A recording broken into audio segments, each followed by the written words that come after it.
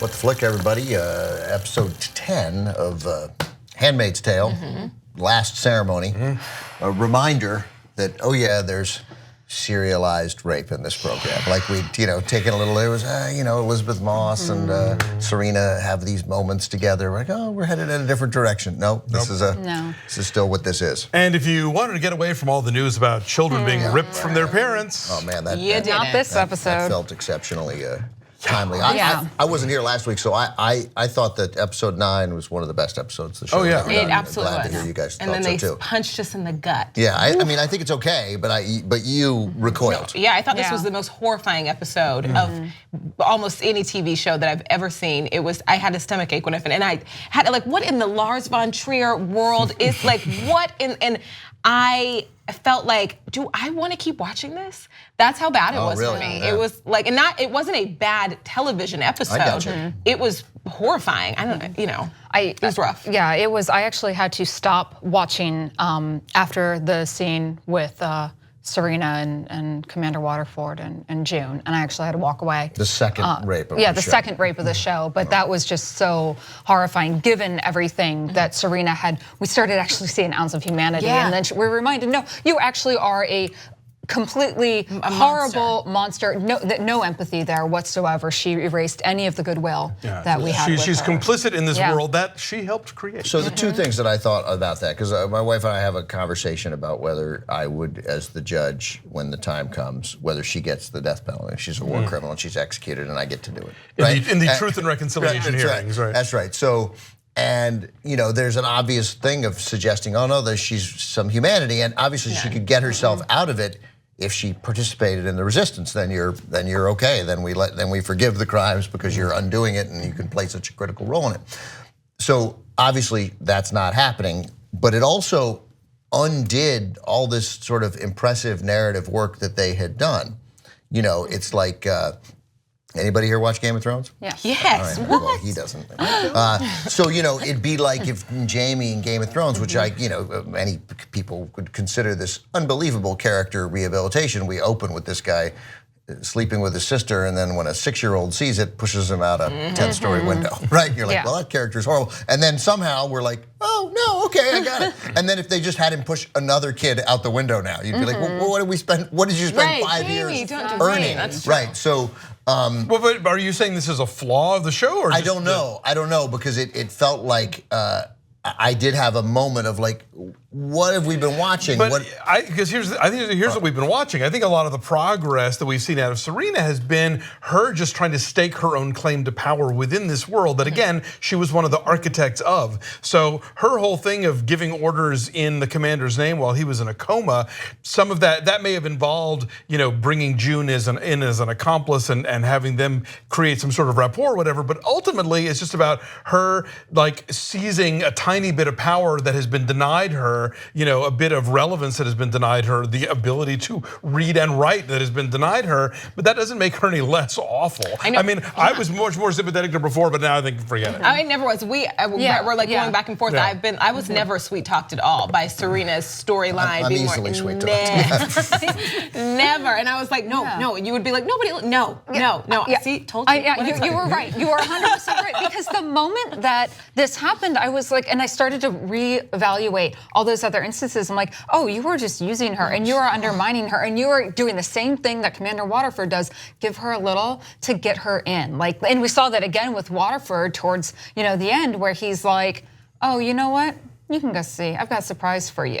And it's all like this little bait and switch, and it's both of them. So she was. It's just obviously you guys are right. I just thought that I had been sort of led astray, rather than feeling like, oh, I learned something new about this character. But I'm coming around that she was interested in Serena justice, not social justice only. And so I got it. It's just I don't want to see another scene now where they try to make us believe that there might be some righteousness in Serena. So I was conscious of that. I kept thinking, I knew when they showed the previously on, I thought, wow, we saw nothing previously of Serena in Toronto. I mean, being approached by the American government in exile in Juneau or wherever the hell it is, Honolulu. Right, and I think he was in Alaska, but we still have Hawaii too. And none of sort of the where she was clearly affected by the mother and daughter who wouldn't take the elevator ride with her, right? And affected by seeing June and her husband and Hannah together, June and Luke and Hannah together, like all these things you thought, oh, she is recognizing somehow something has penetrated, a moment of consciousness has come, which and then of course it just didn't. It just didn't. So there was something interesting off the top of the show after the also violent rape of Emily. But when the commanders were getting together, when they thought that June was going into labor, and I also forgot how absolutely ridiculous the kind of dual labor situation they had. So we learned that when Janine had her baby, how ridiculous it is. Like they were rubbing Serena's back and getting her ready for her. Breathing, yeah. And she's got that stupid smile on her face. It's ridiculous. We did it. No, you didn't do anything. What? Like absolutely nothing. But then when the men are together and you get past that horrible, creepy scene where they're talking about the handmaids being attractive or not and things like that. But then there's a black commander. And there's obviously weird racial tension when Fred is talking to him. But also, did he get promoted to be a commander because his wife is pregnant? And seemed like it. The moment where they were like, no handmaid for you. Because he is not affected by whatever this problem that all of the other the men are having. And I thought that was interesting. There was like weird jealousy and kind of racial tension going on. But they don't, by the way, the problem that all these men are having, but they're not acknowledging it. They don't know. Of course. I was kind of surprised there even was a black commander. Because this brand of theocracy, I was like, really? Well, that doesn't scan somehow. The show has spent a lot of time being sort of post-racial. They have major criticism of the show. And then the runners said that this year they were going to deal with it. I would say that so far they haven't really, except in these little so bits. Maybe it's coming in the last. Neonatal surgeon and the surgeon, the line about you the birth mother. But those are little tiny acknowledgments that they also have a race problem. The books make it very plain that it's a white male America. And it's something that this show has danced around. And I picked up on the racial tension as well as the jealousy there. And I was like, can't we just go a little bit, like, I really want to see how this is addressed. They might be absolutely. Good. No, I was going to say, I'm excited and anxious to get to the Hannah scene. Oh yeah, I do want to say one thing more about so the rape scene with Serena and Waterford. I think that's what really I saw. Yeah, that's how I felt. I know, right? Yeah. Where I saw the evil in Serena was her reactions. Like she took pleasure, and much like applauds to that actress because looking at that, she took so much pleasure from that scene. And there was a moment with Waterford where, like he when he was done and he walked away, it was just like it was so clinical. I found that scene doubly horrifying because usually the rapes on this show are at least couched in this notion of this is a biblical thing. We want to create a child, and this was rage. Yeah. This was him getting back at her for letting him know that the baby wasn't his. That's all this was. And I'm not saying that, I'm not trying to quantify these, but just in terms of like that aspect of it just made it all more horrifying. What happened on the She tells him in the office, you don't know what it's like to have a child that's of your own blood and you never will. So that's her telling him, this is not your kid. And it's the second time he's heard that. Yeah, so he already knows it. But also it's the first time that we saw a handmaid fighting back. Because they're so broken down and they are so afraid of what's going to happen to them if they resist physically at all. And I think this is the first, they normally, they are mentally forced to just kind of lay back, and so the wives are holding them, but just kind of touching them. Serena, they had a shot. Holding them. Also, I think it's important. Now I'm starting to rally around how important this episode was because it's easy to sort of lull us into the sense of the Emily sexual assault was the normal, acceptable Gilead sexual assault where we get past the problem of conception and we want to and then there were two scenes here that we had not really ever seen. One, the just flat out rage, dominance, power, violent rape of Elizabeth Moss, and that conversation about hot handmaids, right? Yeah. Where you're like, oh, these aren't pious, righteous men. Not that Absolutely not. but And I the mean, women know but- that. Yeah, right, but they there's a regular awful ordinariness to them Yes. as well, which we had sort of, again, I guess you would know if you were talking about, but the show it's like the show was like, remember. Yeah. Right, yeah. Public fake piety, yeah, but Right, deep down, right. this is the same old crap. We all only, the time. oh sorry. No, you go. We saw a glimpse of that when they went to the club last season. Yes. You know, Yeah, where that's they right. still That's like, right. oh, You're we right. can have Yeah. fun, but we still felt that they valued the handmaids in their And how the Janine club- was treated. And the Yeah. club was, even though it's perverse and awful, those scenes, they were sexy, right? I Yeah. mean, that shot, like the women are dressed, it looks like it's this, oh, look, this is old school. You can imagine losing yourself for a moment and think this is just a Vegas. It's an underground club, right, too. I mean, yes, as it turns out, of course, the women are forced to be at this underground club, but this was, there was no glamour, there was no nothing, even the way they skulked off.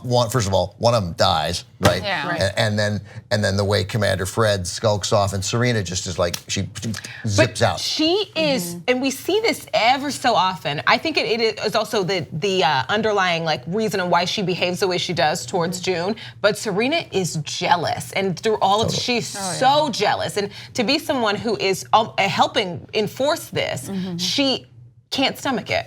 Not because it's horrifying to another human, but because she's jealous. Yeah. That's right. Yeah, she's. You could see it all over her face while seeing the pleasure in his Yeah. face. Do you think- They're monsters. Do you think therapy is covered in Gilead? Because Serena needs some therapy. Absolutely. You How want do to they get to believe in hand. it? Let's talk about I wanted to just get to it really quickly because it was also equally painful and how weird. I initially thought that Hannah they had brainwashed her. She didn't remember her, but no, she was angry. She was mad at her mom because Right. she is miserable. And then when she said, I have new parents, we hadn't been fully told what's going on with the children. Right. We had seen her in an orphanage setting, Right. but not They've that been she was adopted out.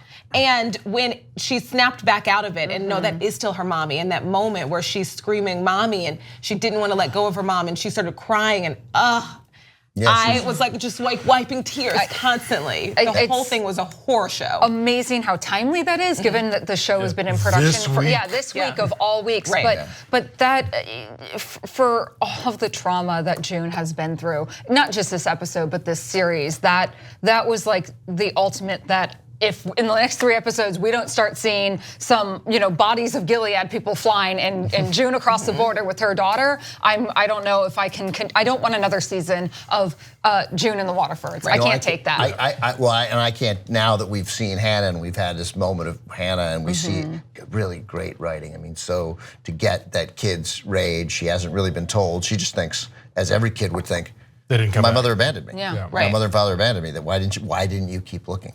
Or why did you stop looking? And June having that wonderful reaction of how do I can't tell her, I just have to let her feel this. Like I have to give her this moment of rage. But that we're not gonna get some satisfaction on that now is very, very difficult.